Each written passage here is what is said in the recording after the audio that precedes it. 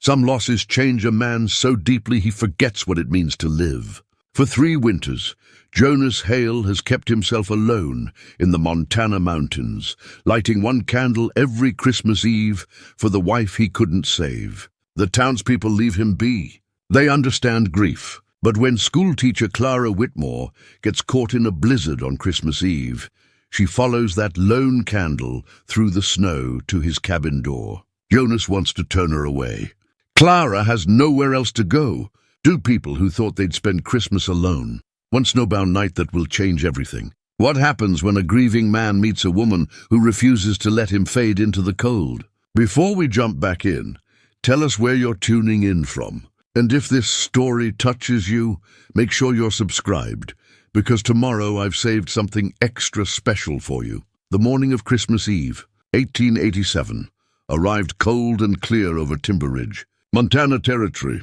Clara Whitmore stood at the frosted window of her boarding house room, watching the town wake beneath a sky the color of old pewter. Smoke curled from chimneys, horses stamped in the livery stable. Somewhere down Main Street, a dog barked twice and fell silent. She pressed her palm against the glass, felt the bite of winter through the pane, and thought about how a person could be surrounded by people and still feel entirely alone.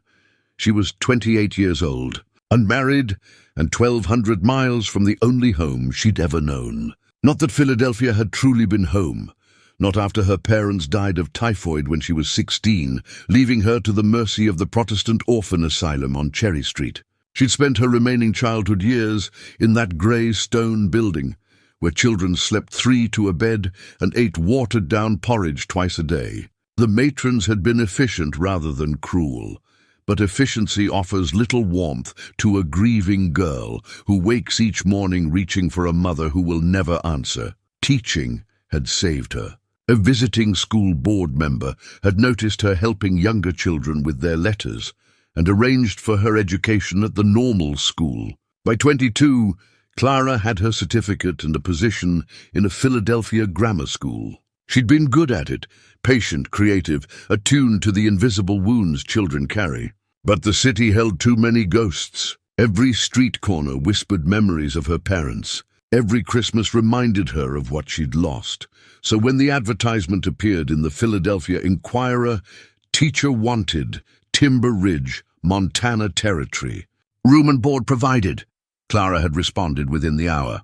3 months later, she'd stepped off the stagecoach into a world of endless sky and pine-covered mountains, carrying everything she owned in 2 worn carpet bags. That had been August. Now it was Christmas Eve, and Clara understood she'd simply traded one kind of loneliness for another. A knock at her door pulled her from the window. Miss Whitmore. Breakfast is ready. Mrs. Henley, the boarding house proprietor, was a stout woman with kind eyes and flour perpetually dusting her apron. She'd taken an almost maternal interest in Clara, which was both comforting and painful. "Thank you, Mrs. Henley. I'll be right down." The boarding house dining room smelled of coffee and fresh biscuits. 3 other boarders sat at the long table, Mr. Patterson, a surveyor, the widow Crenshaw, and young Billy Tucker, who worked at the sawmill. They nodded greetings as Clara took her seat. "Big plans for Christmas, Miss Whitmore?" Mr. Patterson asked, spooning gravy over his biscuits. Clara smiled, the expression she'd perfected over years of hiding loneliness. "I thought I might visit some of the families in the valley. Bring small gifts to my students." Mrs. Henley set a plate before her, concern creasing her broad face. "You be careful, dear. Weather's been unpredictable. Sky looks heavy to the north. I'll be fine. I've borrowed Mr. Polk's mare. She knows the valley trails." The widow Crenshaw sniffed. "Seems a lonely way to spend Christmas, traipsing about in the cold." "The children would be disappointed if I didn't visit," Clara said quietly. It was true, but not the whole truth. The whole truth was that staying alone in her room seemed unbearable, and at least visiting families would surround her with the warmth of others' happiness, even if she couldn't quite touch it herself. After breakfast, Clara bundled herself in her wool coat, wrapped her scarf twice around her neck, and tucked small packages into her saddlebag, peppermint sticks for the children, a jar of preserves for each family. She'd made the preserves herself from wild berries she'd gathered in September, back when Montana still seemed like an adventure rather than an exile. Mr. Polk's general store stood on the corner of Main and First. The old man was sweeping his porch when Clara arrived. "Morning, Miss Whitmore. Daisy's all ready for you." He gestured to the gentle bay mare tied to his hitching post. "You sure about heading out today? That sky don't look friendly. I'll be careful." "I'm only going as far as the Johansson place and maybe the Hendersons. I'll be back before dark." Mr. Polk's weathered face creased with doubt, but he nodded. "You're a determined young lady. That's a fine quality, long as it don't turn to stubbornness. You see the weather turning, you come straight back here? I promise." As Clara led Daisy down Main Street, she passed Sheriff Tom Brennan standing outside his office. He touched his hat brim. "Miss Whitmore, Merry Christmas." "Merry Christmas, Sheriff. Heading out to the valley?" "Just for a few hours." He frowned at the northern sky. "Storm's coming." You can feel it in the air. Everyone seemed determined to warn her. Clara understood their concern. She was still an outsider here, despite 4 months of teaching their children. The West had rules about survival that city dwellers like her didn't instinctively understand. But she checked the trail map, packed warm clothes, and the valley families weren't that far. Besides, doing nothing on Christmas Eve except sitting alone in her room seemed worse than any weather. "I'll be careful, Sheriff." "Thank you." As she rode out of town, Clara let herself look toward the mountains rising to the north and east. Somewhere up there, 12 miles into the high country, Jonas Hale lived alone in his cabin. The townspeople spoke of him in hushed tones, the man who'd lost his wife 3 winters ago and hadn't been seen in town since. Some said he'd gone mad with grief. Others claimed he'd simply chosen solitude over a world that had taken everything from him. Clara had heard the stories from Mrs. Henley, usually whispered over coffee. Jonas Hale had been a good man once, active in the community, helped build the church, crafted beautiful furniture that people still treasured. Then his young wife Anna had died in childbirth, the baby with her, and Jonas had carried them both down the mountain on the coldest day of the year to bury them in the churchyard. He'd spoken to no one at the funeral, and after the last shovel of dirt was patted down, he'd walked back up the mountain and never come down again. "He lights a candle every Christmas Eve," Mrs. Henley had said. "You can see it from town if you know where to look. Just one little light burning in his window all night long. Breaking my heart, it is." Clara had looked for it last Christmas, her first in Montana. She'd stood in the cold darkness outside the boarding house, scanning the distant mountains, and finally spotted it. A tiny pinprick of light, alone in all that darkness. She'd stood there for a long time, watching that solitary flame, and felt a kinship with a man she'd never met. They were both keeping vigil for people who would never return. Now, as she guided Daisy onto the valley trail, Clara pushed thoughts of Jonas Hale aside. She had her own loneliness to manage. She couldn't solve anyone else's. The Johansson farm appeared after an hour's ride. Erik and Ingrid Johansson had 5 children, ranging from 4 to 12, and all of them tumbled out of the house when they spotted Clara approaching. Their joy at seeing her, their excitement over the peppermint sticks, their mother's insistence that Clara come inside for coffee and fresh bread, all of it warmed something in her chest that had been cold for too long. But by the time she left the Johansson place, the sky had darkened considerably. The wind had picked up, carrying the smell of snow. Clara looked north toward the Henderson farm, then back toward town. She should turn back. She knew she should. Instead, she urged Daisy forward. The Hendersons had 3 children, including little Sarah, who struggled with reading but drew the most beautiful pictures Clara had ever seen. Sarah would be heartbroken if Clara didn't visit. The first snowflakes began to fall as Clara reached the midpoint between the Johansson and Henderson farms. Within minutes, the gentle flurries had become a driving snow that stung her face and blurred the trail ahead. Daisy whinnied nervously, tossing her head. "Easy, girl," Clara murmured, but her own heart was beginning to pound. She'd made a terrible mistake. She should have listened to everyone's warnings. Should have turned back at the Johansson farm. should have stayed in town altogether. The wind howled through the pines, and Clara could no longer see more than a few feet ahead. She gave Daisy her head, trusting the mare's instincts more than her own rapidly fading sense of direction. They pushed forward through the deepening snow, and Clara began to pray, not for rescue, but simply for shelter, for any place to wait out the storm. She almost missed it.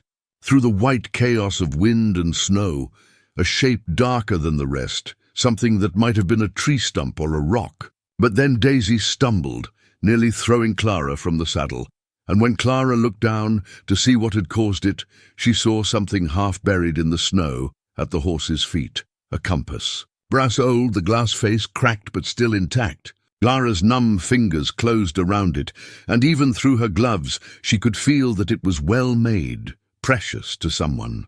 She held it up, trying to read it in the failing light, and the needle swung north and slightly east. That direction felt wrong for town. But something, instinct, desperation, or perhaps simple chance, made Clara follow it anyway. She tucked the compass into her coat pocket and urged Daisy in the direction it indicated. 10 minutes later, through a brief gap in the storm, she saw it. A light, warm and steady, glowing through the white curtain of snow like a beacon. A single candle burning in a window. Clara's heart lurched. She knew, even before she could see the cabin itself, whose light she was following. Jonas Hale's vigil candle, lit for the wife who would never see it. And now it would save the life of a stranger who had no right to intrude on his grief. But survival trumped propriety. Clara pointed Daisy toward the light and prayed that a man who'd chosen solitude would have enough mercy left to let her in from the storm. The cabin materialized from the storm like something from a fever dream, rough-hewn, logs dark with age and weather, a peaked roof heavy with snow, and that single window glowing with impossible warmth. Clara slid from Daisy's back, her legs nearly buckling when they hit the ground. She'd lost feeling in her toes an hour ago. Her fingers were clumsy, barely able to grip the reins, as she led the exhausted mare toward what looked like a small, lean-to stable attached to the cabin's side. The wind screamed through the pines, driving snow into Clara's face hard enough to sting. She fumbled with the stable door, finally wrenching it open. Inside, a large buckskin horse watched her with calm eyes, undisturbed by the storm. Clara led Daisy in beside him, grateful when the mare immediately dropped her head to the hay scattered on the ground. "I'm sorry, girl," Clara whispered, pulling off the saddle with trembling hands. "I got us into this." She left the tack hanging on a post and staggered back out into the storm. The few feet between the stable and the cabin's front door seemed impossibly far. Her body wanted to surrender, to simply lie down in the soft snow and sleep. But Clara had seen what happened to people who gave in to that urge. She'd read about it in the Montana newspapers. Travelers found frozen in the spring thaw, curled up as peaceful as sleeping children. She reached the door and pounded on it with numb fists. The wind stole the sound away. She pounded again, harder, desperation giving her strength. Nothing. Maybe he wasn't home. Maybe he'd gone somewhere, left the candle burning, and she'd followed a false hope through the storm. Clara's vision blurred. She couldn't tell if it was tears or snow freezing on her lashes. She tried the door handle. It turned. Clara pushed inside and immediately stumbled, her frozen legs refusing to hold her. She caught herself on the doorframe, hanging there while the warmth of the cabin enveloped her like a physical embrace. The door swung shut behind her. Whether from her weight or the wind, she couldn't tell. What in God's name? The voice came from her left, deep and roughened by disuse. Clara turned her head and saw him for the first time. Jonas Hale stood beside a stone fireplace, a piece of wood frozen halfway to the flames in his hand. He was tall, perhaps 40, with dark hair shot through with grey and a beard that hadn't seen a barber in years. His eyes, shadowed beneath heavy brows, held the startled wariness of a wolf encountering a human on a remote trail. "I'm sorry," Clara managed through chattering teeth. "The storm, I couldn't see. I followed your light." She tried to straighten, to explain properly, but her legs gave out entirely. She collapsed onto the rough wooden floor, the room spinning around her. Jonas crossed the space in 3 long strides. Strong hands gripped her shoulders, and Clara found herself looking up into a face carved by grief and weather, into something almost elemental. His eyes, she noticed through her daze, were grey, the same color as the Montana sky before snow. "Can you stand?" Clara tried. Failed. Her legs felt like they belonged to someone else. Jonas muttered something under his breath. It might have been a curse or a prayer, and then he was lifting her, carrying her toward the fireplace as easily as if she weighed nothing. He set her down in a wooden chair close to the flames, then immediately stepped back, putting distance between them. "You need to get out of those wet clothes. You'll catch your death." His voice was clipped, uncomfortable. "There's a room through that door. You'll find dry things in the trunk. Go, change. I'll make coffee." Clara nodded, tried to stand again. This time, she made it to her feet, though she had to grip the chair back for support. She shuffled toward the door he'd indicated, each step a small victory. Behind her, she heard Jonas moving around the main room, the sounds of a man uncomfortable with company but unable to turn someone away from his threshold. The room beyond the door was small and clearly unused. A narrow bed stood against one wall, its quilt stretched so tight you could bounce a coin off it. A simple trunk sat at the bed's foot. Clara opened it with shaking hands and found women's clothes inside, a wool dress, flannel nightgowns, heavy stockings. They smelled faintly of lavender and something else. Something sad. These had been his wife's clothes. Anna's clothes. Clara hesitated, feeling like an intruder on sacred ground. But Jonas had told her to use them, and she was soaked through to the skin. She peeled off her wet dress, her fingers so stiff she could barely work the buttons. The dry clothes felt like mercy against her frozen skin.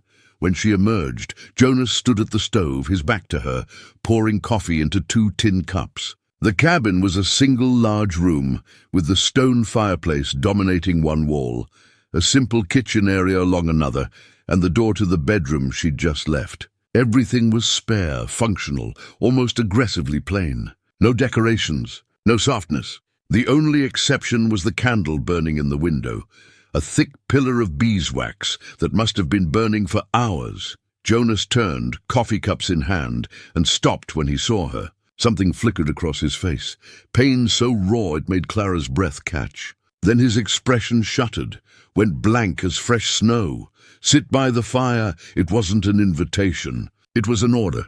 Clara sat. Jonas handed her one of the cups and retreated to the far side of the room, as if proximity to her caused him physical discomfort. He stood there, his own cup cradled in large hands, and studied her with those storm-grey eyes. "Who are you?" "Clara Whitmore. I'm the school teacher in Timber Ridge. I was visiting families in the valley when the storm hit. I got turned around, and then my horse stumbled, and I found—" She reached into the pocket of Anna's dress and pulled out the compass. "I found this. It pointed me toward your light." Jonas's eyes fixed on the compass. He set down his coffee and crossed the room, took the compass from her hand. His fingers brushed hers, briefly, accidentally, and Clara felt the warmth of living flesh against her own still cold skin. "This was Anna's," he said quietly. "I gave it to her on our wedding day. She used to wear it on a chain around her neck. Must have lost it last time." He stopped abruptly, shook his head. "Doesn't matter." He slipped the compass into his pocket and returned to his position across the room, as far from Clara as the cabin's dimensions allowed. "You can't go back tonight. Storm's too bad. You'll stay here until it passes, then you'll leave." It wasn't a discussion. Clara nodded, wrapping her hands around the warm cup. "Thank you. I know you didn't want company." "No," Jonas interrupted, his voice flat. "I didn't. But I'm not going to send you back out there to die. You'll sleep in Anna's room. I'll be out here. Come first light. When the storm breaks, you head back to town and don't come back. Are we clear?" "Yes, I'm sorry to intrude. Stop apologizing." He turned away, stared into the fire. "What's done is done." Silence settled over the cabin like another layer of snow. Clara sipped her coffee, strong, bitter, exactly what she needed, and watched Jonas Hale's rigid back. He stood as still as the mountains outside and just as unyielding. This was a man who'd built walls around himself, stone by careful stone, and her arrival had breached them against his will. The candle continued to burn in the window, its flame steady despite the wind that rattled the shutters and moaned in the chimney. Clara wondered if Jonas even realized what that candle meant to people in town, that beacon of grief burning faithfully through every Christmas Eve. Or maybe he did know and didn't care. Maybe the candle wasn't for anyone else at all. Maybe it was just a promise he kept to himself, a way of saying he hadn't forgotten, would never forget. "I'm sorry about your wife," Clara said quietly. Jonas's shoulders tensed. For a long moment, she thought he wouldn't respond. Then 3 years ago, Christmas Eve, the same night he lit the candle every year. Oh. Clara's throat tightened with understanding. "I'm so sorry you said that already. I mean it." Jonas turned to look at her, and in his eyes Clara saw something she recognized. The hollow ache of loss that never quite heals, that you simply learn to carry. She knew that weight. She'd been carrying it since she was 16 years old. "Why were you out in that storm alone?" he asked. "Christmas Eve, don't you have family?" "Friends?" No family. And I'm still too new in town to have real friends. I thought." She paused, unsure how much truth to offer this stranger. But something about his directness, his lack of pretense, made her honest. "I thought visiting my students' families would be better than sitting alone in my room." Jonas studied her for another long moment. Then he nodded once, a gesture that might have meant understanding or simply acknowledgement. He turned back to the fire. "Coffee's on the stove. Help yourself when you want more. There's bread and cheese in the larder if you're hungry. I'm going to check on the horses." He pulled on a heavy coat and disappeared out the door into the storm, leaving Clara alone in his cabin with the fire's warmth and the candle's steady glow. She thought about what Mrs. Henley had said, that Jonas Hale hadn't spoken to anyone from town in 3 years. And yet here he was, offering her shelter, dry clothes, coffee. Maybe the man everyone thought had gone mad with grief was simply a man who'd lost everything and was doing his best to survive. Clara understood that better than most. When Jonas returned, snow-covered and silent, he moved through the cabin like a ghost in his own home. He added wood to the fire, checked the coffee, stood at the window staring out at the darkness. Clara watched him, this man whose loneliness matched her own, and wondered if the storm had brought her here by chance or design. Either way, she wouldn't waste it. Jonas Hale might want to be alone, but tonight, Christmas Eve of all nights, he didn't have to be, and neither did she. Sleep wouldn't come. Clara lay in the darkness of Anna's room, listening to the storm rage outside and the house settle around her. The bed was comfortable enough, the quilts warm, but her mind kept circling back to Jonas, to the raw pain in his voice when he'd spoken of losing everything, to the way he'd stood at that mantel like a man barely holding himself together. She understood that stance. She'd stood the same way countless times in the years after her parents died, hands braced against whatever surface was nearest, fighting to keep upright when everything inside her wanted to collapse. The small clock on the bedside table showed midnight. Christmas Day, technically, though it felt nothing like any Christmas Clara had ever known. Those early years in Philadelphia, before the typhoid, Christmas had meant her mother's spice cake cooling on the windowsill, her father reading from Dickens by the fire, the three of them singing carols slightly off-key, but full-hearted.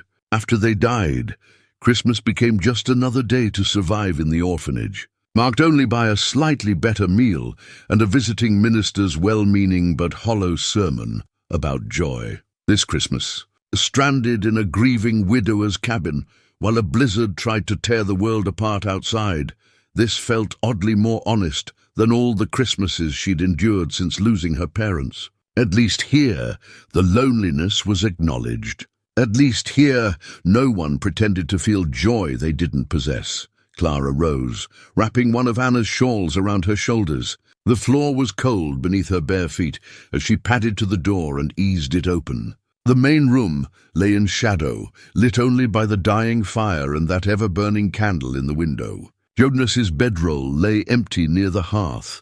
She found him standing at the window, silhouetted against the pale glow of the candle, staring out at the darkness and blowing snow. He didn't turn when she entered, but his shoulders tensed slightly, aware of her presence, even if he chose not to acknowledge it. Clara moved quietly into the room, not wanting to intrude, but unable to return to that lonely bed. Her eyes adjusted to the dimness, and she saw what she hadn't noticed earlier. A rocking chair positioned near the window, just far enough back that the candlelight wouldn't touch it. The chair was beautiful despite its simplicity, clearly handcrafted with care. Every curve of the wood spoke of patience and skill. Without thinking, Clara sat in it. The chair rocked gently beneath her weight, smooth and perfectly balanced. She let herself move with its rhythm, watching the snow swirl beyond the window, and began to hum. Not consciously, just a melody that rose unbidden from somewhere deep in her memory. Silent Night. Her mother used to sing it while decorating their small Christmas tree. That was her chair. Jonas's voice cut through the humming. Clara stopped mid-note, her hand flying to her mouth. "I'm so sorry." She started to rise. No. Jonas turned to face her, and in the candlelight his expression was unreadable. "Stay, please." Clara settled back into the chair, her heart beating faster than it should. Jonas continued to stare at her, and she realized what he was seeing, a woman in his dead wife's dress, sitting in his dead wife's chair, humming his dead wife's favorite carol. She'd stumbled into the most intimate corners of his grief without meaning to. "I'll stop humming." "Don't." Jonas's voice was rough. "Anna used to sit there every evening. She'd rock and hum that song, especially after—" He stopped, swallowed hard. "Especially when she was expecting the baby." Said it calmed them both. Clara's throat tightened. She could picture it so clearly, a young woman heavy with child, rocking in this chair, humming to the life growing inside her. A life that had never drawn breath outside the womb. "Why do you hum it?" Jonas asked. "If you don't mind my asking." "It helps with the loneliness," Clara said simply. "When you hum, you're making sound, filling the silence. You're reminding yourself you're still alive, still capable of creating something, even if it's just a melody." Jonas moved closer, pulled the other chair from the table, and sat down facing her. The candlelight caught the silver threads in his hair, the deep lines around his eyes. He looked older than 40 in that moment, weathered by grief in ways that had nothing to do with years. "Anna used to say the same thing," he said quietly. "Said singing kept the darkness away." She was wise. She was everything. Jonas leaned forward, elbows on his knees, hands clasped together. "We met at a church social. I already told you that. What I didn't tell you was that I almost didn't go. Was tired from a week of hard work, figured I'd just stay home. My friend Tom, he's the sheriff now, he practically dragged me there. Said I needed to live a little, stop being so serious all the time." A sad smile touched his lips. "Soon as I walked in, I saw her. She was helping set up tables, laughing at something someone said. Had this way of lighting up a room just by being in it. I stood there like a damn fool, just staring. Tom had to elbow me in the ribs to get me moving." Clara found herself smiling too, caught up in the memory, despite never having been there. "What did you say to her?" Asked if she needed help with the tables. "Real original." Jonas shook his head. "She saw right through me, smiled like she knew exactly what I was about. Said yes, she could use strong hands. We spent the whole evening working side by side, and by the time the social ended, I knew I was going to marry her." "How long before you proposed?" 3 weeks. Jonas's smile widened slightly. "Tom said I was crazy, moving too fast. But I knew. Anna knew too. We got married 2 months after we met, right there in the church I'd been building. Happiest day of my life." The smile faded. "Christmas Eve 3 years later was the worst." Clara stopped rocking. "You don't have to talk about it." "Maybe I do." Jonas's grey eyes fixed on hers. "Maybe I've been silent too long."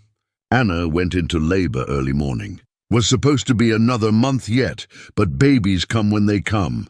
I rode for the doctor, but by the time we got back, his voice cracked. She was bleeding. Wouldn't stop bleeding. Baby wouldn't come right. Doctor did everything he could, but he stopped, pressed his palms against his eyes. Clara's own eyes burned with unshed tears. I held her while she died, Jonas continued, his voice barely audible.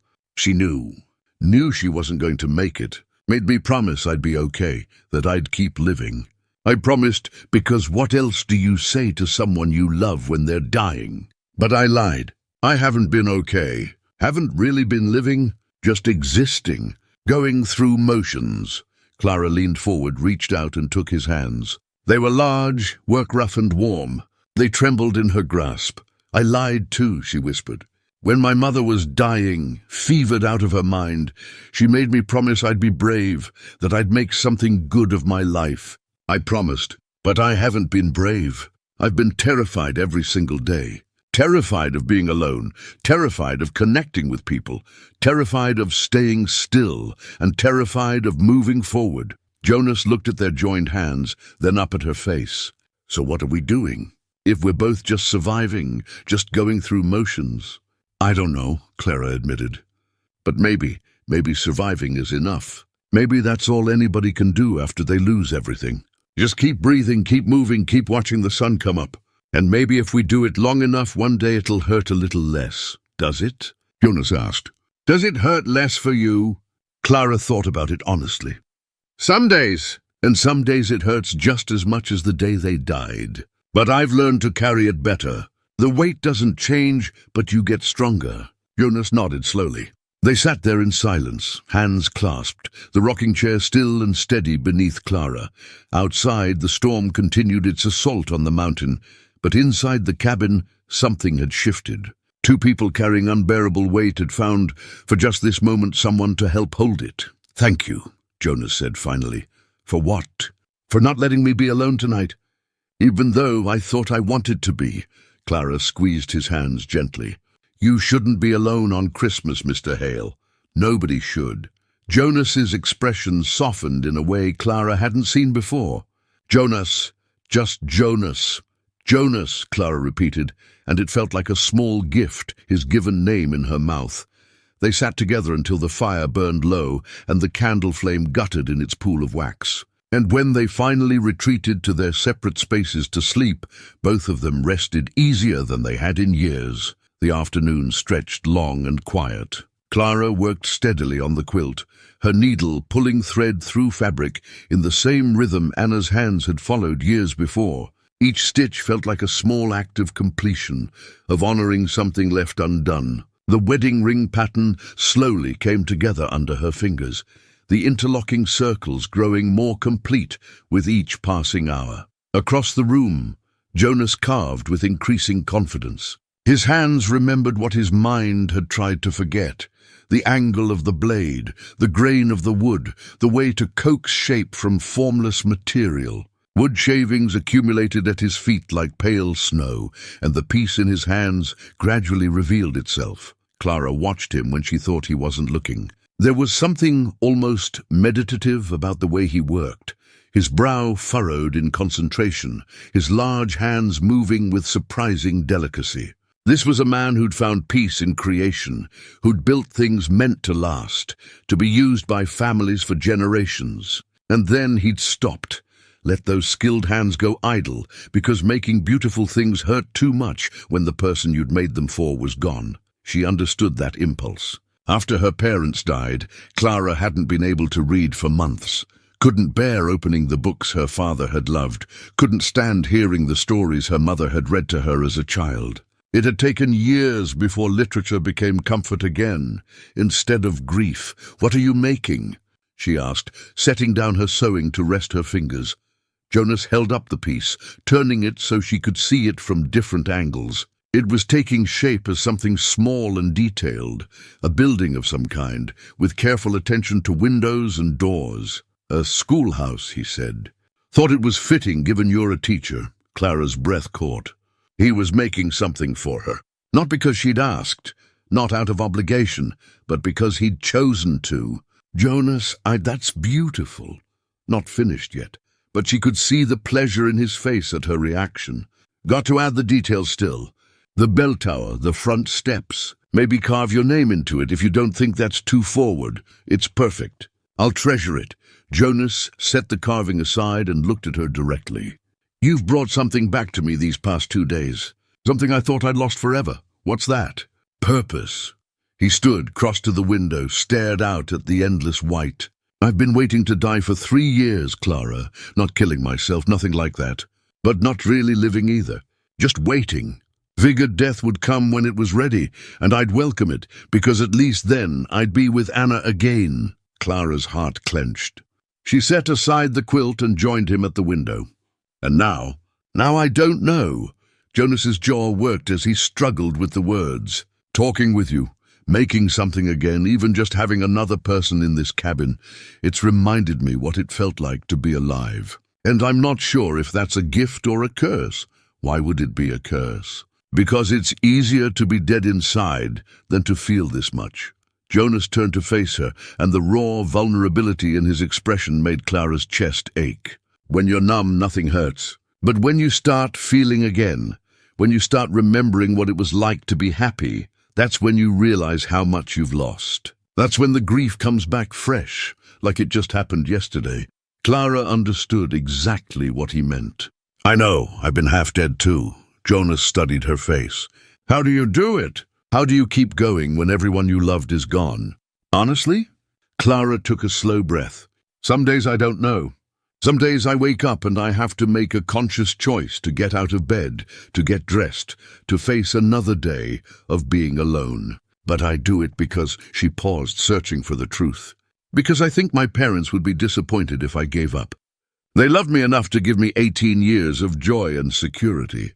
The least I can do is honor that by living the life they wanted for me, even when it hurts. Especially when it hurts. Because the hurt means they mattered. Means what we had was real and precious. If I could forget them and feel no pain, I'd be erasing them from existence. The grief is proof of love. Jonas's expression crumpled. He turned away, pressed his palms against the window frame, and Clara saw his shoulders shake. She moved closer, placed a gentle hand on his back. Anna wouldn't have wanted this for you, she said quietly. A wife who loved you wouldn't want you to stop living. You didn't know her, no, but I know love. Real love wants the beloved to live fully, even after we're gone. Especially after we're gone.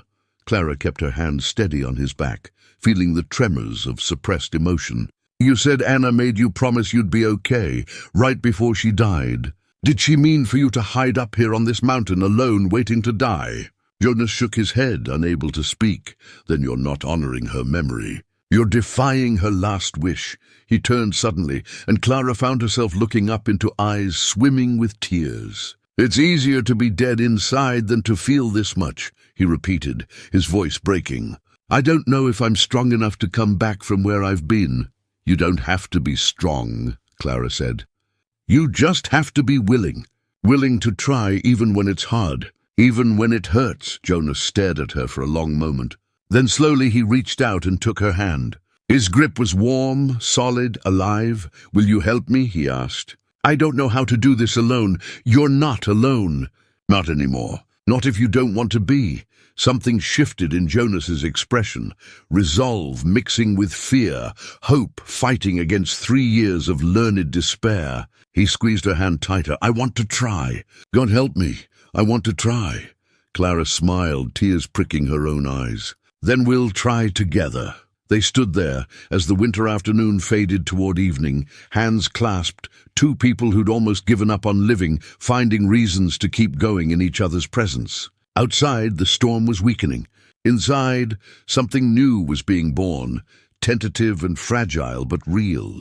Jonas returned to his carving with renewed focus, and Clara to her sewing. But every so often, their eyes would meet across the cabin, and in those glances was an acknowledgement of what was happening between them. Not love, not yet, but the foundation on which love might be built, trust, understanding, the recognition of kindred souls who'd walked through darkness and found each other on the other side. As evening fell, Jonas lit the candle in the window again, but this time, when Clara looked at it, she didn't see only grief. She saw perseverance. She saw a man who'd loved deeply and lost everything but was beginning to believe he might survive after all.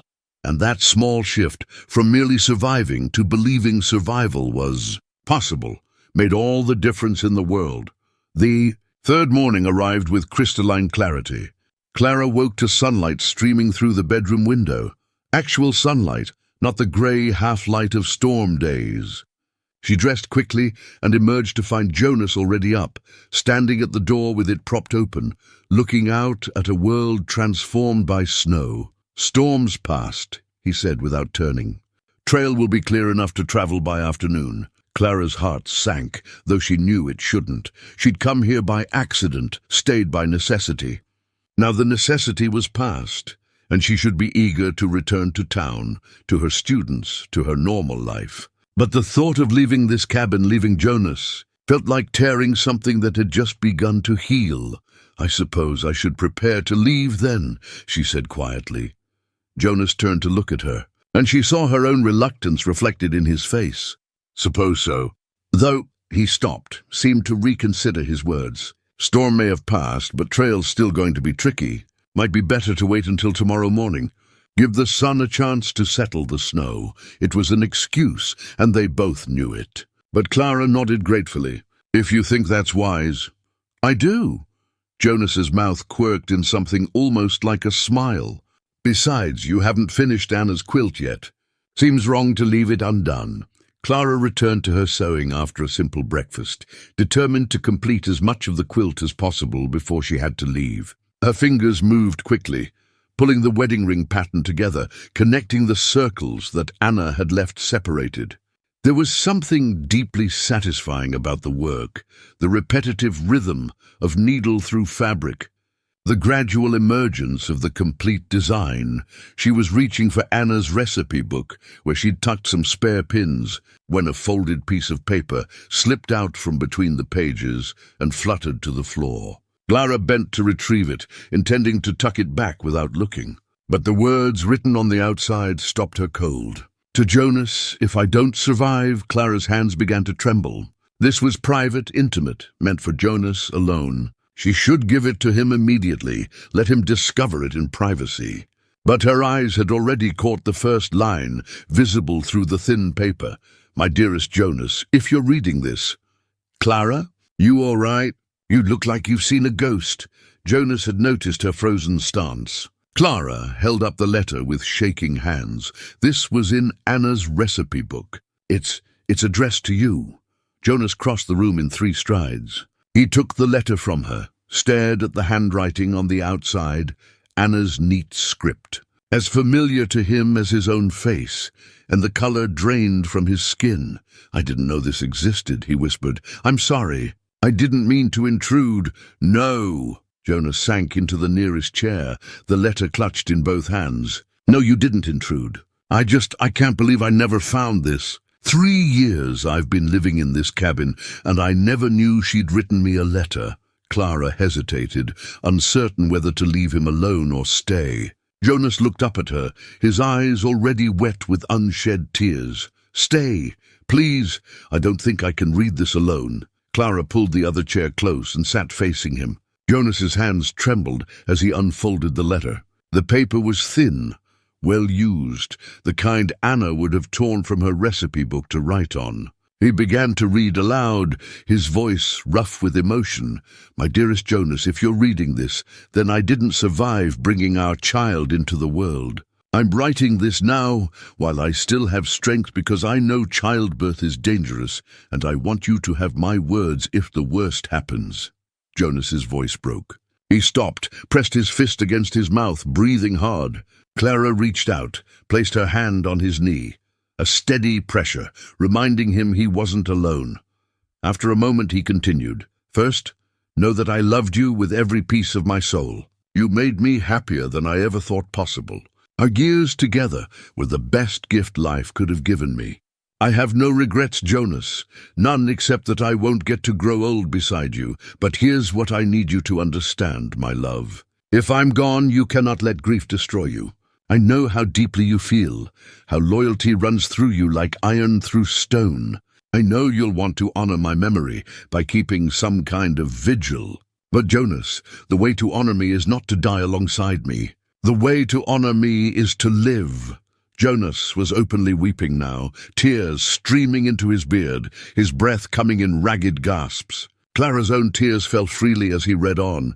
"Promise me you'll live, Jonas, really live. Go back to town. See your friends. Keep making beautiful things with those talented hands. Help people who need helping. Fill your days with purpose and kindness. And Jonas, love again if you can. I want you to be happy, even if it's without me. Especially if it's without me. I know this might sound impossible right now. I know you're thinking you could never love anyone else, that it would be betraying me. But loving someone else doesn't erase what we had. Love doesn't work that way. The heart is bigger than we think, and it can hold more than one person's memory while still having room for new joy. If you meet someone who makes you laugh again, who fills the silence with warmth, who reminds you what it feels like to be happy, don't push them away out of loyalty to me. Let them in. Let yourself be happy. That's not betrayal. That's the opposite of betrayal. That's honoring the love we shared by proving that love taught you how to open your heart. I want you to return to the work you love. You're so talented, Jonas.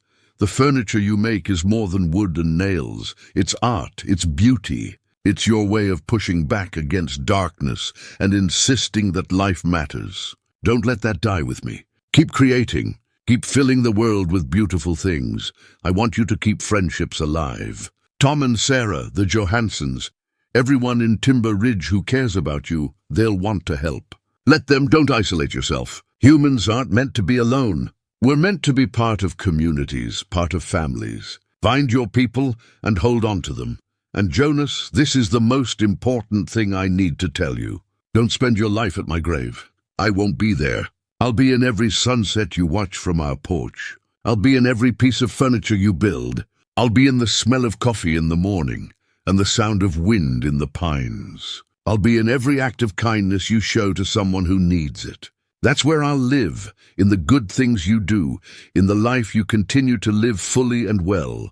If we have a child, and the child survives when I don't, love them for both of us. Tell them about me, but don't let grief make you distant. Children need present parents, not ghosts. And if the child dies with me, Jonas, don't blame yourself. Don't blame God. Don't blame anyone. Sometimes terrible things happen for no reason at all. The only thing we can control is how we respond.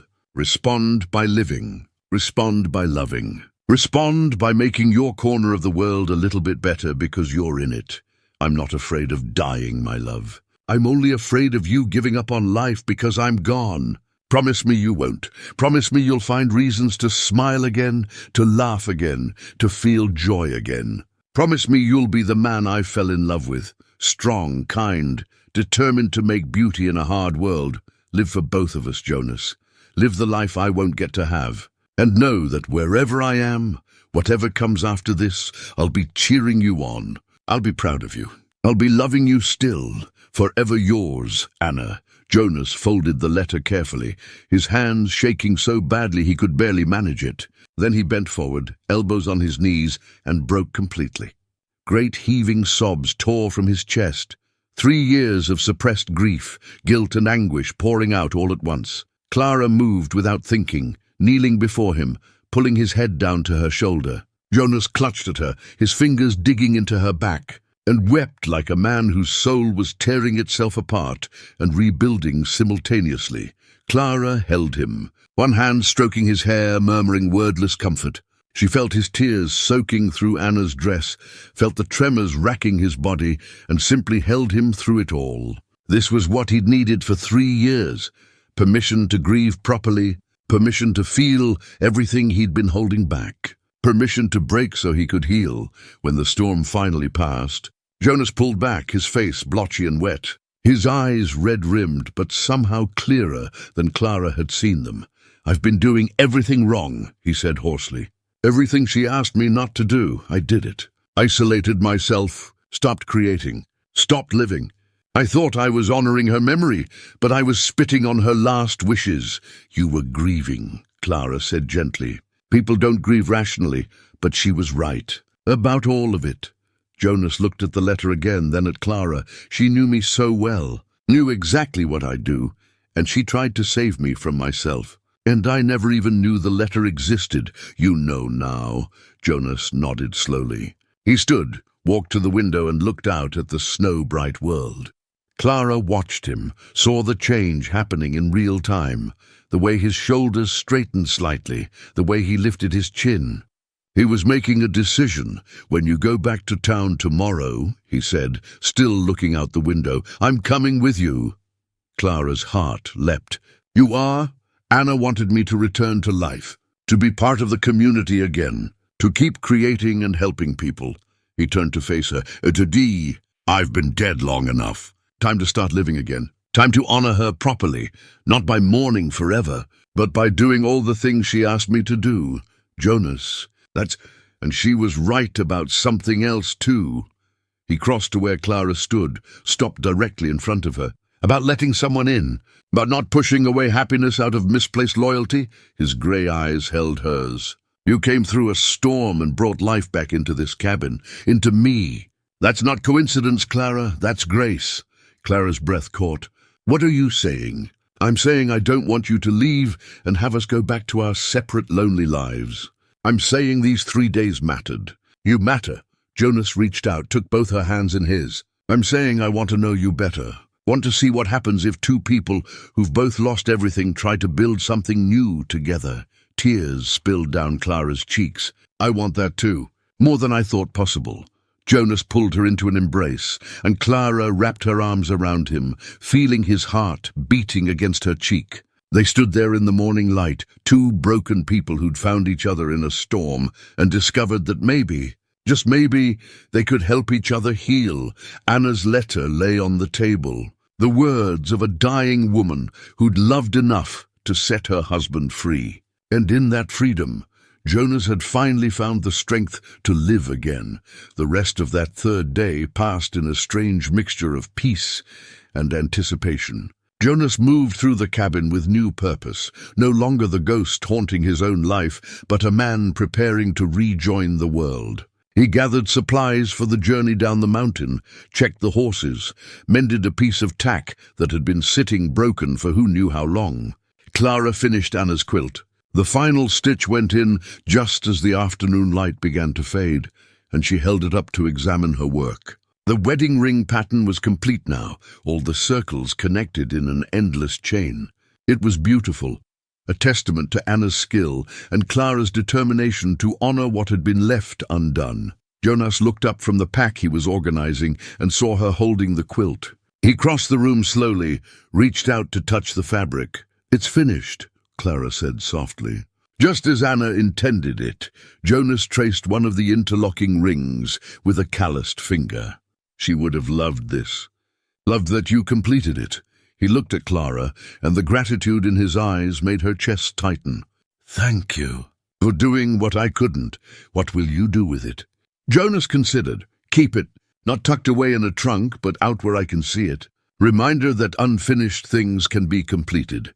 That loss doesn't have to mean the end of everything. He folded the quilt carefully and placed it on the back of the rocking chair. Anna's chair, but no longer a shrine. Now it was simply a beautiful chair with a beautiful quilt, objects meant to be used and appreciated, not hidden away like grave goods. Clara felt tears prick her eyes. Such a small gesture, but it meant everything. Jonas was choosing to live with his memories rather than be buried by them.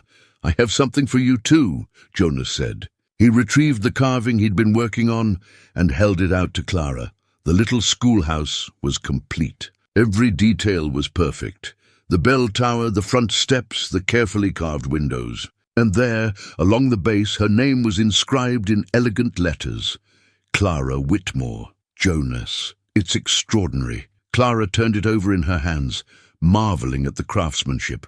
I've never received a more meaningful gift. You brought me back to this, Jonas said. To creating, to caring about making beautiful things. Seemed right that the first thing I carved in 3 years should be for you.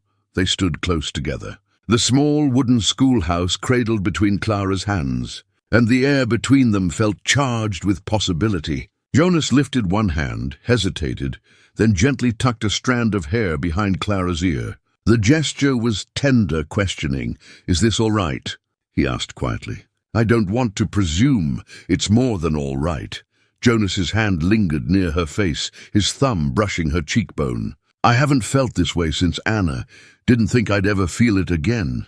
And I'm scared, Clara. Scared of dishonoring her memory. Scared of hurting you. Scared of losing someone again. Clara reached up, covered his hand with hers. I'm scared too. Scared of hoping for something good.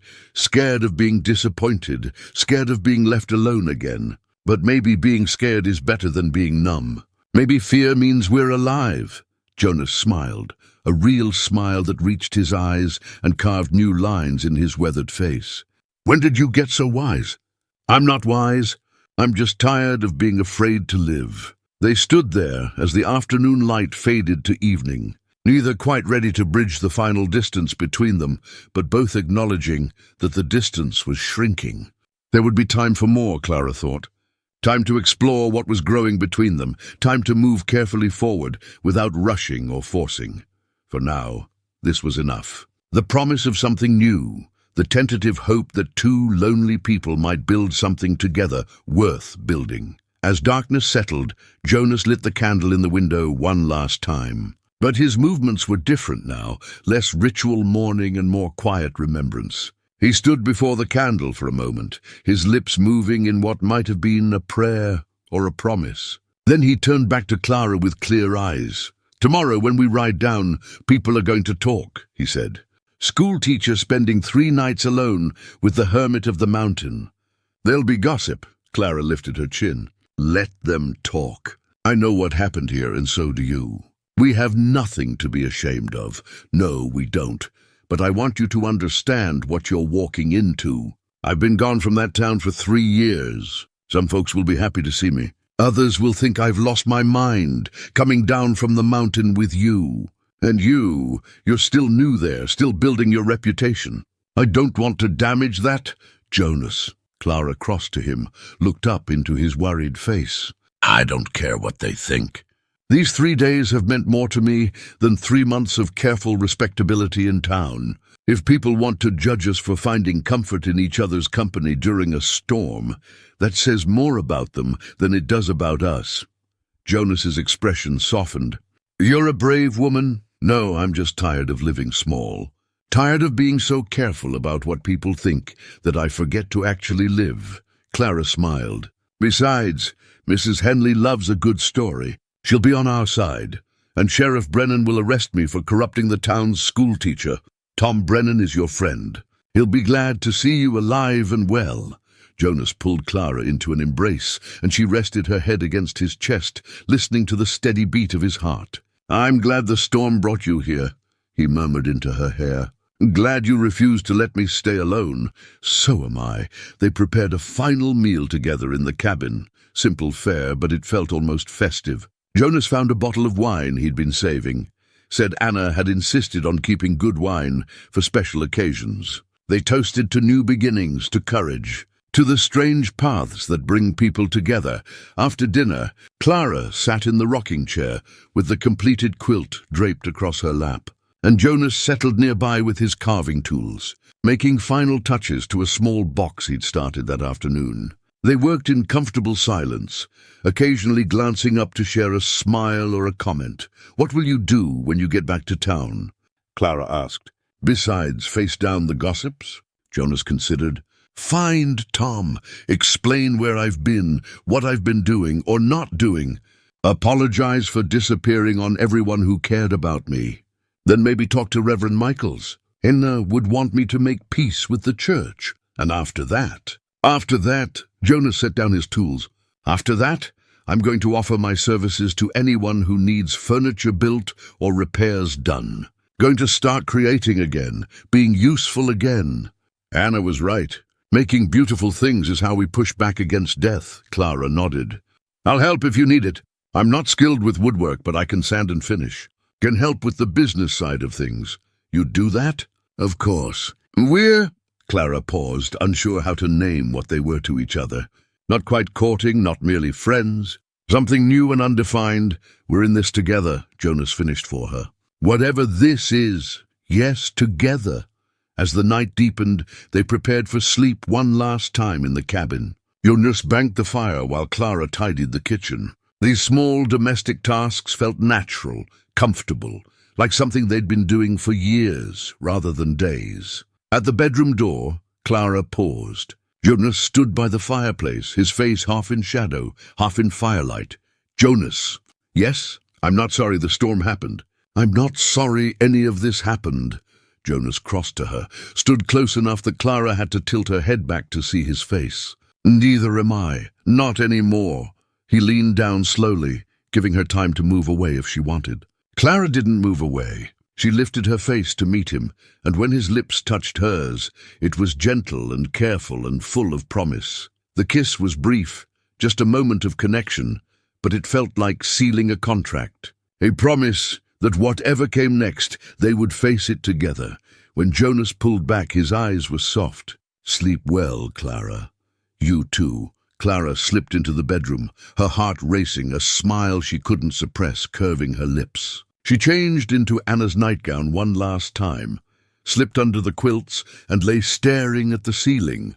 Tomorrow they would return to the world, to obligations and expectations, to gossip and judgment, to the demands of ordinary life. But they would return together, and that made all the difference. In the main room, Jonas settled into his bedroll by the fire.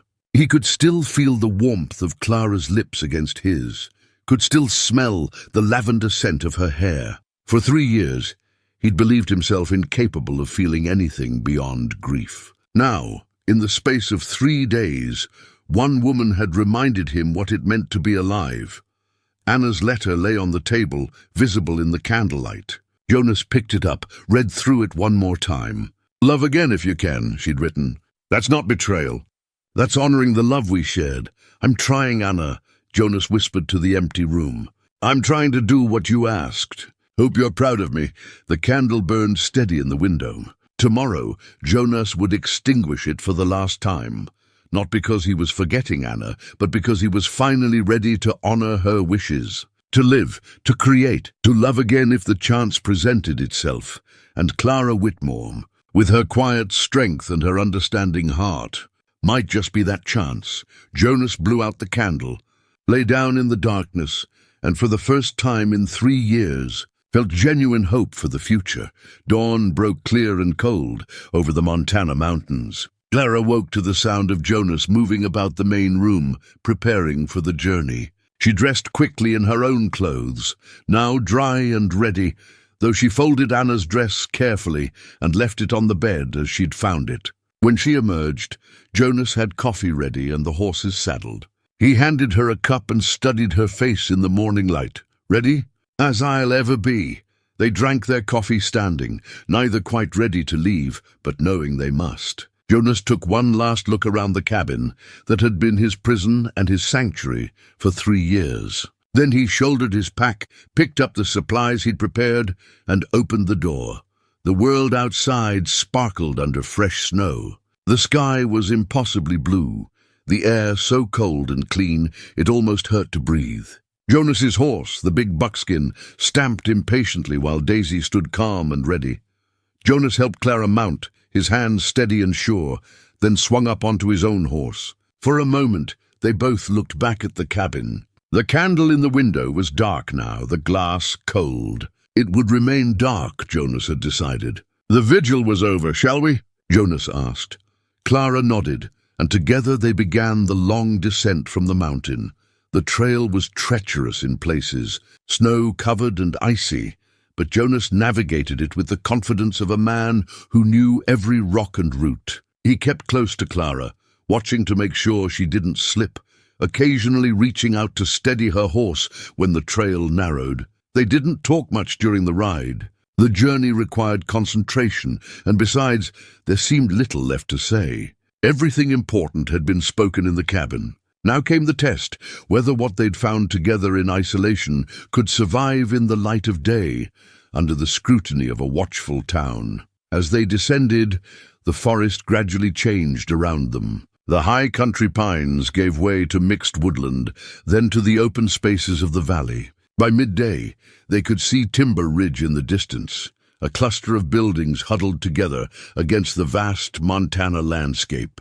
smoke rising from chimneys into the clear air. Jonas reined in his horse on a ridge overlooking the town. Clara pulled up beside him. "You all right?" she asked, nervous. Jonas's jaw was tight, his hands clenched on the reins. "Haven't set foot in that town in 3 years. Don't know what kind of reception I'll get. You'll get the reception of a man who's been mourned and missed. They'll be glad to see you, or they'll think I've lost my mind." "Maybe you have," Clara said with a slight smile. "Maybe we both have. But if being a little mad means we get to be happy, I'll take madness over sanity any day." Jonas looked at her, and some of the tension left his shoulders. "How did you get so brave?" "I'm not brave. I'm terrified. But I'm doing it anyway." They continued down into the valley. As they approached the outskirts of town, Clara could see people beginning to notice them. Heads turning, hands pointing, conversations stopping mid-sentence. Word would spread fast. Jonas Hale returning from his mountain exile, and the school teacher with him. They rode down Main Street, and people emerged from buildings to stare. Mrs. Henley stood on the boarding house porch, her hand pressed to her mouth. Mr. Polk stepped out of his store, eyes wide. And there, standing in front of the sheriff's office, was Tom Brennan himself, frozen in place, his coffee cup halfway to his lips. Jonas dismounted in front of the sheriff's office. His movements were stiff, uncertain, but he forced himself to meet Tom's eyes. Tom, for a long moment. The sheriff didn't move. Then his face broke into a broad grin, and he crossed the space between them in 2 strides, pulling Jonas into a bear hug that nearly lifted him off the ground. "You stubborn son of a—" Tom's voice was thick with emotion. 3 years, Jonas. 3 years without a word. I know.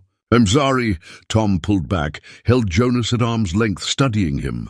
"You look different. Better, maybe. What brought you down from that mountain?" Jonas glanced back at Clara, who dismounted and stood holding Daisy's reins. "Miss Whitmore got caught in the storm on Christmas Eve, ended up at my cabin. We talked. She reminded me what living looks like." Tom's eyebrows rose. He looked between Jonas and Clara, clearly calculating what 3 days alone on a mountain might mean. But there was no judgment in his expression, only relief and cautious joy. "Miss Whitmore," Tom tipped his hat. "I'm guessing you've got quite a story to tell." "We both do, Sheriff." Clara met his gaze steadily. "Though I expect most of the town has already decided what that story is," Tom laughed. "Oh, they're inventing stories right now. But I know Jonas and I know you. Whatever happened up there, it's your business and nobody else's." "Tom," Jonas's voice roughened. "I need to apologize. To you, to everyone, for disappearing, for abandoning people who cared about me. For days." "Stop." Tom gripped his shoulder. "You were grieving." "We all understood that. And now you're back. That's what matters." Mrs. Henley had crossed the street, tears streaming down her broad face. "Jonas Hale, if you ever disappear like that again, I'll march up that mountain myself and drag you down by your ear. I swear it." Jonas found himself smiling. "Yes, ma'am." She hugged him fiercely, then turned to Clara. "And you, young lady, I want to hear everything. Every detail. How you survived that storm. What happened up there. All of it. It's a long story, Mrs. Henley.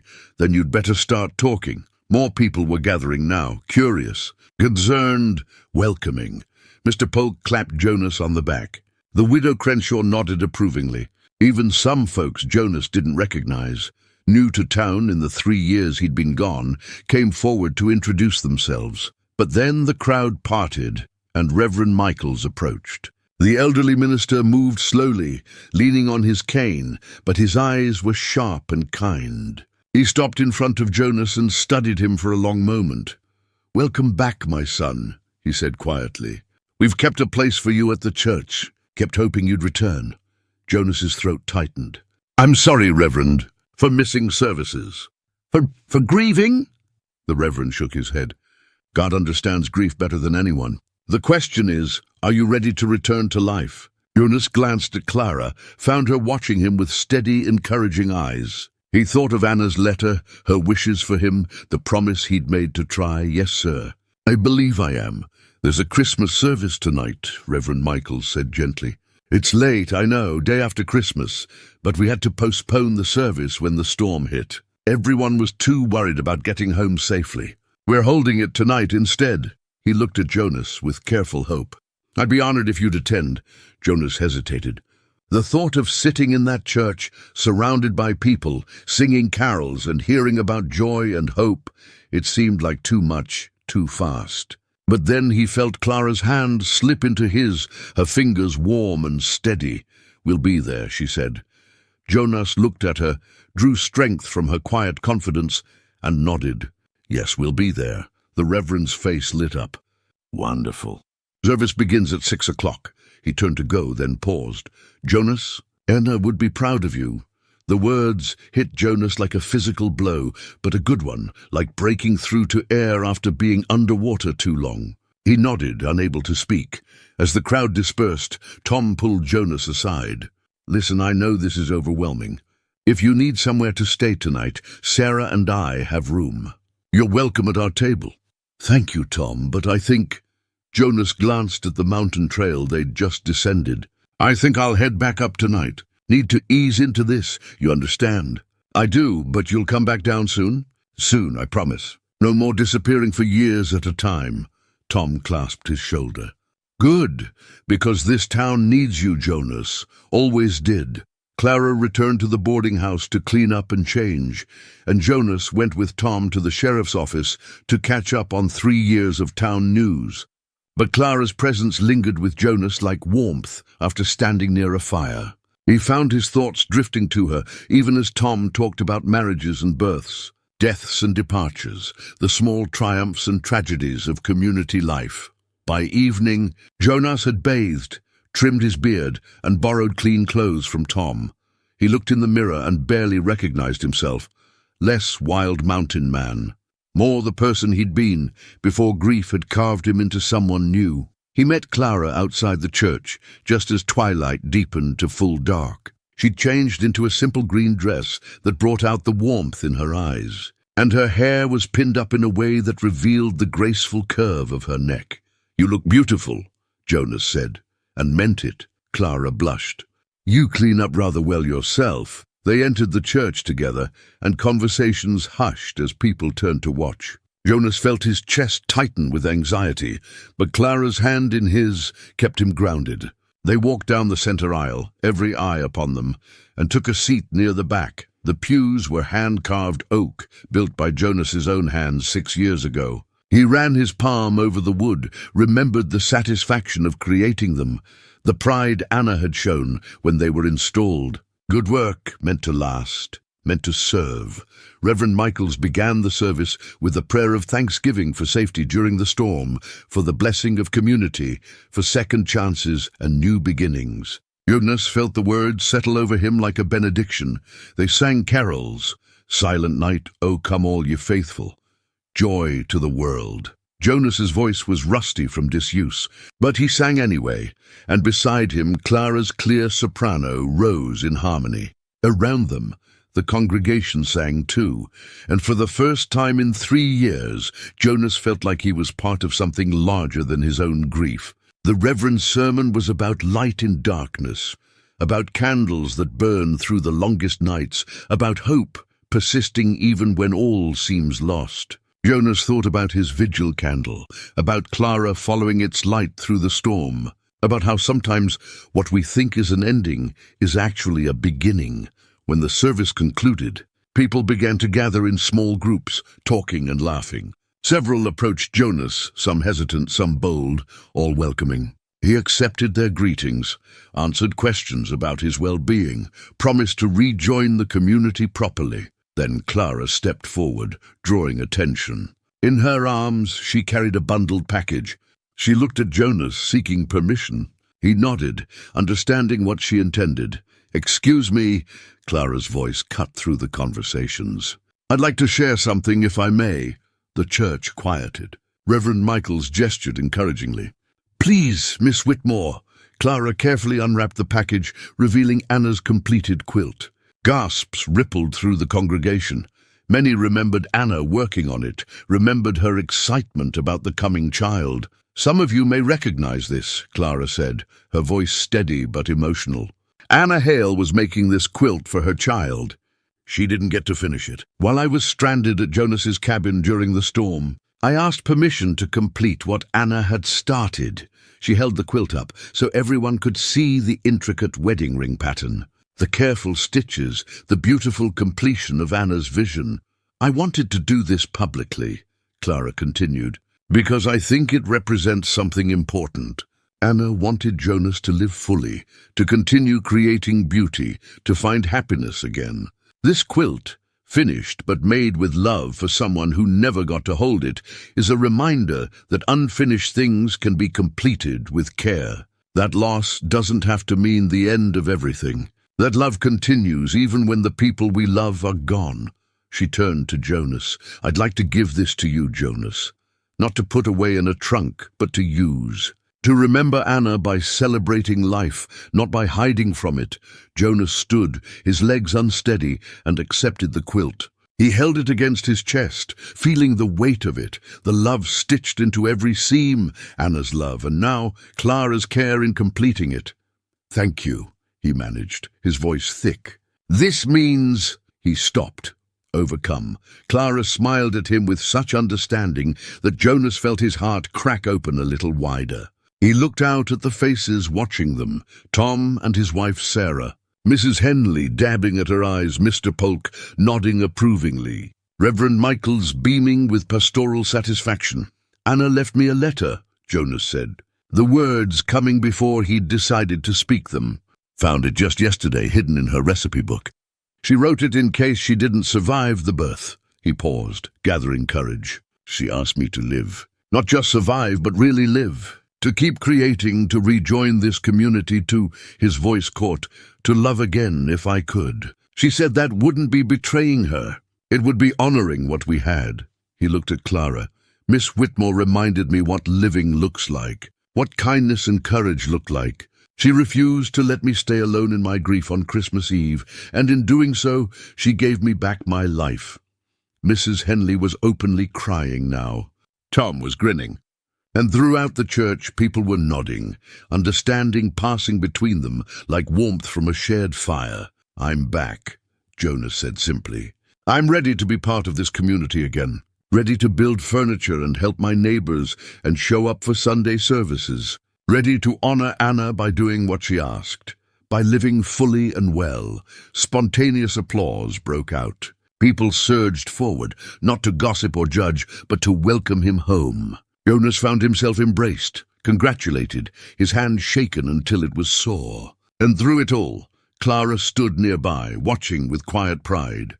3 months later, on a morning when spring was just beginning to whisper through the Montana pines, Clara stood at the schoolhouse window, watching the children play during recess. The snow had finally receded, leaving behind mud and the first brave shoots of green. Tommy Brennan was teaching the younger children how to play marbles. Sarah Polk sat under a tree, sketching in the journal Clara had given her. The schoolhouse door opened, and Clara didn't need to turn to know who it was. She'd learned to recognize Jonas's footsteps. The particular way he moved through space, purposeful but never hurried. Afternoon. Miss Whitmore, he said, his voice warm with the private joke between them. In public they maintained propriety. In private, well, that was different. Mr. Hale. Clara turned, couldn't quite suppress her smile. What brings you by today? Jonas set down the toolbox he'd been carrying. Noticed your desk was wobbling last week. Thought I'd fix it properly before you ended up on the floor. My hero, he grinned. That expression came more easily now after 3 months of healing and reconnection. Jonas had kept his promise to rejoin the community. He'd reopened his workshop, taken on commissions, spent Sundays at church and evenings helping neighbors with repairs. The town had welcomed him back with open arms, grateful to have a skilled craftsman and a good man among them again. And he'd spent time with Clara, proper courting time. The kind that wouldn't give Mrs. Henley apoplexy, dinners at the boarding house with appropriate chaperonage, walks through town where everyone could see them, attendance at community events side by side. It was slow and careful and entirely appropriate. It was also the happiest either of them had been in years. Jonas knelt by Clara's desk, examining the wobble. Clara watched him work, noting the changes 3 months had wrought. He'd filled out slightly, no longer quite so gaunt. His eyes held light instead of shadows. He laughed readily, smiled often, engaged with the world instead of hiding from it. "How's business?" Clara asked. "Good, very good, actually. Got 3 tables on order, 2 rocking chairs, and the Hendersons want a complete bedroom set for their daughter's wedding." Jonas tested the desk, found the loose leg, began making adjustments. "More work than I can handle alone, honestly. Been thinking about taking on an apprentice." "That's wonderful." Jonas glanced up at her. "I've been thinking about other things too." "Oh?" "About the future. About what I want from it." He returned his attention to the desk, but Clara could see the tension in his shoulders. "About whether I'm ready for more." Clara's heart began to beat faster. They'd been circling this conversation for weeks now, both aware of where things were heading, but cautious about rushing. "And are you ready?" Jonas set down his tools and stood, facing her directly. Through the window, Clara could see the children playing, oblivious to the moment unfolding inside. "I went up to the cabin last weekend," Jonas said. "First time since we came down at Christmas. Wanted to see it again, see how I felt. How did you feel?" "Peaceful." "It's a good place, Clara. Beautiful, quiet. Room enough for a family if a man wanted to start one. Close enough to town for daily travel if needed." He took a step closer. "Far enough away for privacy when privacy's wanted." Clara's breath caught. "Jonas, I lit 2 candles in the window while I was there. One for Anna, like always. One for you." He reached out, took both her hands. "Anna's candle was for remembering. Yours was for hoping. For believing that maybe I could build something new while honoring what I had before." "You can," Clara whispered. "You are. Then I have a question to ask you, Miss Whitmore. An important one." Jonas's grey eyes held hers, steady and sure. "But I want to ask it properly. At the right time, in the right way. So I'm giving you fair warning. Sometime soon, I'm going to ask if you'll consider sharing that cabin with me. Sharing a life with me. And I'd like to think you might say yes." Tears spilled down Clara's cheeks, but she was smiling. "I'd like to think I might too." Jonas pulled her into an embrace, right there in the schoolhouse, with all the children potentially looking through the windows. Clara didn't care. She wrapped her arms around him and held tight, feeling his heart beat against hers, solid and alive and full of promise. "I love you," Jonas murmured into her hair. "Didn't think I'd ever say those words to anyone again. But I love you, Clara. Your strength, your kindness, the way you refused to let me die inside that mountain. You brought me back to life." "I love you too," Clara said against his chest. "You reminded me what home feels like, what it means to be truly seen and valued. I was so lonely before that storm, Jonas, so lost. And then I found your light in the darkness." They stood together for a long moment, 2 people who'd each thought themselves beyond healing, beyond happiness. Now proving that love could find you even in the unlikeliest places. Outside, the children's voices rose in play and laughter. Inside, 2 adults who'd survived more loss than most people face in a lifetime held each other and planned a future neither had thought possible. "When will you ask?" Clara finally said, pulling back to look up at him. "Officially, I mean," Jonas smiled. "Soon. Maybe take you up to the cabin, show you the place properly. Ask you there, where it all started. I'd like that. Spring wedding?" "Getting ahead of yourself, aren't you?" "Maybe, but when you know, you know. And I know, Clara, just like I knew with Anna. Some things are certain." Clara reached up, touched his bearded cheek. "Yes, some things are certain." Jonas kissed her then, gently, reverently, a promise of more to come. When they parted, he returned to fixing the desk while Clara composed herself, smoothing her skirts and wiping her eyes. The schoolhouse bell rang, calling the children back inside. Clara watched them file in, all rosy-cheeked and energetic, and felt a surge of contentment. This was her life now, teaching children who mattered to her, living in a community that had welcomed her, loving a man who understood loss and healing in equal measure. As the children settled into their seats, Tommy Brennan raised his hand. "Miss Whitmore, are you and Mr. Hale getting married?" Clara felt herself blush. Jonas, still working on the desk, chuckled quietly. "That's none of your business, Tommy Brennan," Sarah Polk said primly. "Though everybody in town knows they're courting." "Children," Clara said firmly, but she was smiling. "Let's focus on our lessons. We're discussing geography today, specifically the territories of the American West and how they're changing." The children groaned but complied, and Clara began her lesson. Behind her, Jonas finished his work on the desk, packed up his tools, and prepared to leave. But before he went, he caught Clara's eye and mouthed 3 words: "I love you." Clara's heart soared. She mouthed them back, then turned her attention to her students, to the lesson, to the ordinary, beautiful work of teaching young minds to think and dream and grow.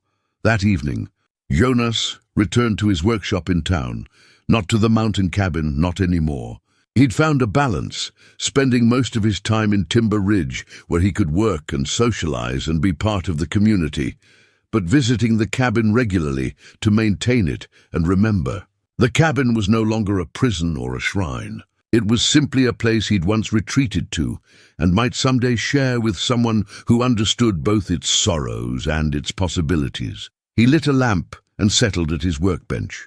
He'd been working on something special, a small wooden box intricately carved with a wedding ring pattern to match Anna's quilt. Inside, he'd placed the ring he'd commissioned from the jeweler in Helena.